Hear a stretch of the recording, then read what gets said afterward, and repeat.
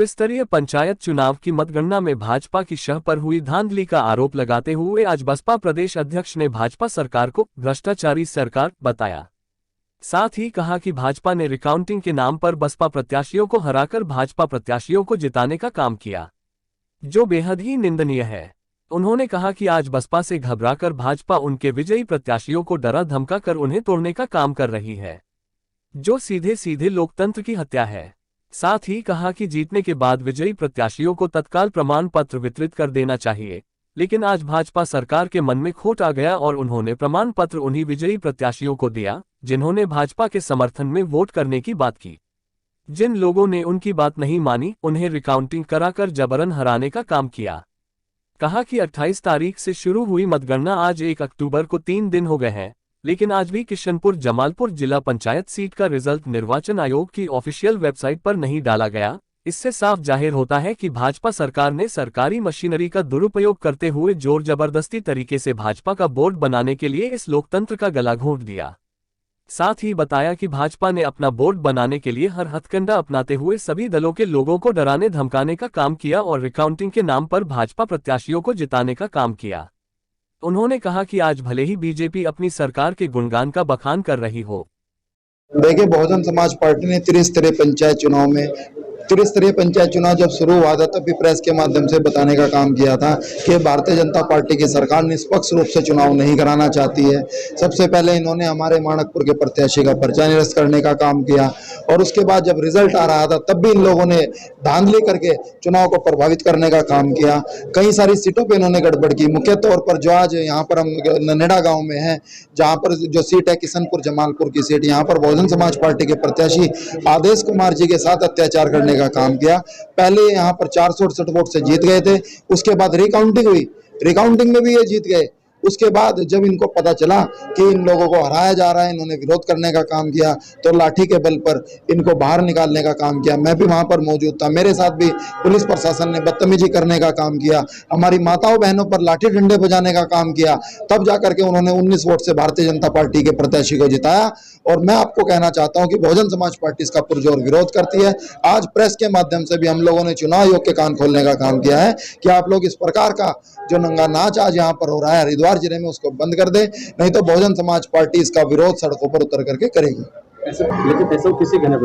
लेकिन मैं आपको बताना चाहता हूं, आप लोगों के माध्यम से ही मुझे पता चला कि जो कुछ हो रहा है वो किसी आश्रम से हो रहा है। जो लोग आश्रम में रहते हैं, मुझे तो ऐसा पता चला था भाई आश्रम में रहने वाले लोग तो पूजा पाठ करते हैं, परंतु ये तो यहाँ पर लोकतंत्र का मजाक बना रहे हैं, लोकतंत्र का गला घोटने का काम कर रहे हैं, लोकतंत्र की हत्या करने का काम कर रहे हैं। सब वहां पर चुनाव के अधिकारी जो थे, हमने जब उनसे रिक्वेस्ट करी, उन्होंने कहा भाई आश्रम से हमारे पास फोन आया, हम लोग विवश हैं। मैं तो आप लोगों से कहना चाहता हूँ, आप लोग उस आश्रम को ढूंढने का काम करिए और उस आश्रम के जो जिम्मेदार लोग हैं उनसे पूछने का काम करिए कि आप लोगों ने किस प्रकार से इस लोकतंत्र की हत्या करने का काम किया। आपने एक बात और भी बताई थी कि दलितों पर अत्याचार हुआ है। देखिए, मैं आपको बता देना चाहता हूं, खासकर जो हमारा दबा कुचला समाज है, दलित समाज है, उसके साथ ज्यादा अत्याचार होने का काम कर रहे हैं। हमारी जो टिकोला की सीट थी, वहां पर भी एक दलित समाज का व्यक्ति चुनाव लड़ रहा था, जो जीत की स्थिति में था, जीत भी गया था, परंतु वहां पर भी अत्याचार हुआ। भले ही वहां पर बहुजन समाज पार्टी का प्रत्याशी जीत गया था, लेकिन बहुजन समाज पार्टी इस बात का भी विरोध करती है कि हमारा प्रत्याशी भले ही जीत गया, अगर वो गलत तरीके से जीता तो बहुजन समाज पार्टी उसका विरोध करती है। बहुजन समाज पार्टी ने तत्काल रूप से जो वहां पर एक दलित समाज का प्रत्याशी आ रहा था उसको फोन किया, उसको कहा कि बहुजन समाज पार्टी आपके साथ है। जो उस पार्टी के प्रदेश अध्यक्ष थे उनको भी फोन करने का काम किया, उनको भी हम लोगों ने बताया कि आप लोगों के साथ हैं और आप लोगों की ये लड़ाई लड़ने का काम बहुजन समाज पार्टी करेगी। हमने अपने उस जीते हुए प्रत्याशी को भी पार्टी से बाहर कर दिया, क्योंकि बहुजन समाज पार्टी लोकतंत्र में विश्वास रखती है, संविधान में विश्वास रखती है। यदि कोई भी व्यक्ति संविधान के साथ छेड़छाड़ करेगा, लोकतंत्र की हत्या करेगा, तो बहुजन समाज पार्टी बिल्कुल भी बर्दाश्त नहीं करेगी, उसके खिलाफ कार्रवाई करने का काम करेगी। आगे क्या निर्णय लिया? आगे बहुजन समाज पार्टी ने जितने भी ऐसे प्रत्याशी हैं जिनके साथ अत्याचार हुआ है, उनका डाटा कलेक्ट करके हम लोग कोर्ट के माध्यम से माननीय हाईकोर्ट जाने का काम करेंगे। अगर हाईकोर्ट से भी हमको राहत नहीं मिलती है तो हम सुप्रीम कोर्ट भी जाएंगे और उसके बाद हम विचार कर रहे हैं कि सर्व समाज के साथ मिलकर के जिस प्रकार से 2 अप्रैल का हम लोगों ने यहाँ पर धरना प्रदर्शन किया था, पूरे देश को जाम करने का काम किया था, उसी प्रकार से दलित समाज, सर्व समाज सड़कों पर उतर करके इस लोकतंत्र की जो हत्या हुई है उसके विरोध में उतर करके यहाँ पर आंदोलन करने का काम करेगा और इस सरकार को ये जवाब देने का काम करेगा कि लोकतंत्र की हत्या चलने वाली नहीं है। आज मैं आप लोगों से कहना चाहता हूँ, आप भाजपा के लोगों से पूछने का काम करिए कि क्या आप में दम नहीं था कि आप निष्पक्ष रूप से चुनाव करा ले।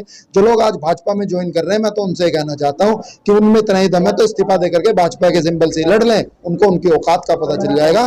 और मैं कहना चाहता हूँ कि ये चुनाव भी दोबारा हो, इस चुनाव को भी निरस्त किया जाए और माननीय हाईकोर्ट की निगरानी में एक कमेटी का गठन हो जिसमें जितने अधिकारी इसमें मौजूद थे, जितने अधिकारी इसमें संलिप्त थे, उनके खिलाफ भी कार्रवाई हो, उनको तत्काल रूप से निलंबित किया जाए।